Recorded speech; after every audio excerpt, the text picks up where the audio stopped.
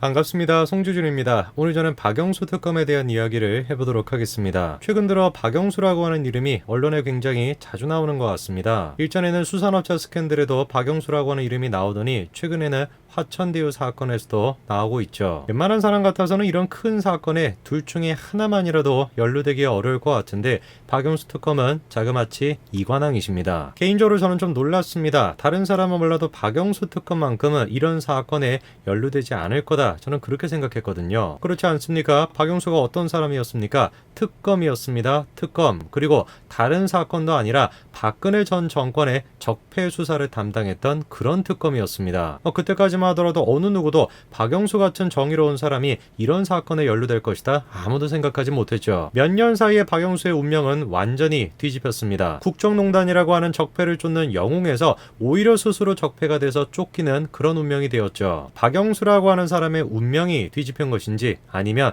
원래 박영수라고 하는 사람이 이런 인간이었는데 이제야 그 본 모습이 나타난 것인지 같이 한번 보시죠. 박영수 특검에 별명이 한 가지가 있습니다. 바로 저승사자인데요. 이 별명이 그래서 그런지 박영수가 맡았던 사건 중에는 오싹한 사건들이 많았습니다. 그 대표적인 것이 바로 오대양 집단 자살 사건이었죠. 1987년 오대양의 교주 박순자에 의해서 벌어진 희대의 집단 자살 사건이었습니다. 그렇게 박영수는 오대양 사건을 담당하면서 유사종교 사건의 1인자다 이렇게 불리게 됩니다. 그래서 그랬던 것일까요? 나중에 박근혜 정권의 특검이 됐었을 때도 최태원과 유사종교 이 문제와 박근혜 전 대통령이 연관되어 있는지 그것도 수사하겠다고 밝혔었는데요. 이때 제가 제일 처음으로 박영수에 대해서 묘한 이질감을 느꼈었습니다. 박근혜 전 대통령과 유사종교 이거는 그냥 단순한 썰에 불과했거든요. 그런데 그거를 다른 것도 아니고 특검에서 수사를 하겠다라고 하니까 이분이 뭔가 정치적인 쇼에 능숙한 사람 아닌가 그런 생각이 들었죠. 박영수 특검이 나중에 저승사자라고 불렸던 가장 대표적인 이유는